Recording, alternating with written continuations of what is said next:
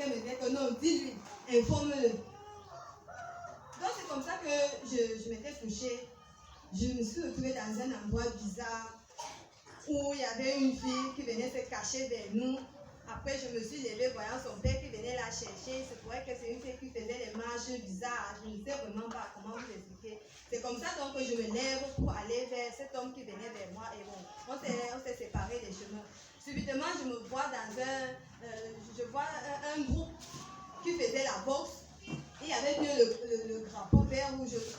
C'est comme ça que le monsieur, il y a des gens bien costauds comme ils sont toujours. C'est comme ça que le monsieur me dit que mais tu ne viens pas te rejoindre avec nous. Tu dis que tu cherches les formations et les emplois, etc. Tu ne viens pas te rejoindre avec nous. C'est là où je lui dis mon frère, je vais voir, je vais revenir, je vais aller réfléchir, je ne sais pas. Après, quand je quitte le groupe, là, je vois plusieurs groupes dans la ville. On dirait comme les étudiants se rassemblent souvent, soit pour faire leurs recherches et tout. C'est comme ça que je constate que tout le monde était concentré à regarder le mystère au ciel. Donc c'est comme si un avion était arrivé et s'est stabilisé au ciel sur un endroit. Et une Bible, selon ce que j'ai vu, une Bible. Si je fais ce témoignage, pardon, excusez-moi. Ça peut être un témoignage pour nous tous. Ça peut être, je vais dire, ça peut être du bien pour nous tous. Parfois, il arrive que quelqu'un, nous sommes dans une assemblée, quelqu'un fait quelque chose qui est de mal, et à cause d'une seule personne, la parole de Dieu dit toute une famille peut périr, on ne sait jamais. C'est pourquoi je dis cela, je parle, j'ai pris le temps à peine de dire cela. Donc je vois une Bible qui venait du ciel, et quand ça descendait, ça s'ouvrait seul. Et quand ça s'ouvrait peut-être comme les rangées sont là, ça vient sur ce rangée, ça s'ouvre. Une personne prend la parole, il écrit dans le chapitre où la Bible est ouverte. Une personne prend, il écrit. Après, ça vient de l'autre côté, une autre personne prend, il écrit. Quand je constate donc cela, que mais qu'est-ce qui se passe que la Bible descend du ciel tout seul et ça s'ouvre par verset, autant de choses. C'est comme ça que je me concentre aussi à regarder.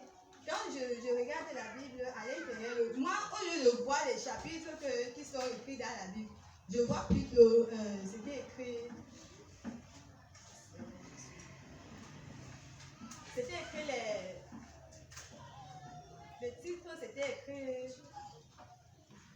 les conditions du tentateur. Les conditions du tentateur. Quand j'ai noté sur un petit papier les conditions du tentateur, ça veut dire quoi? C'est comme ça que ma tête me dit qu'il n'y a aucun des prophètes dans le livre de la Bible qui a ce nom dans le livre. Ça veut dire quoi les conditions du tentateur?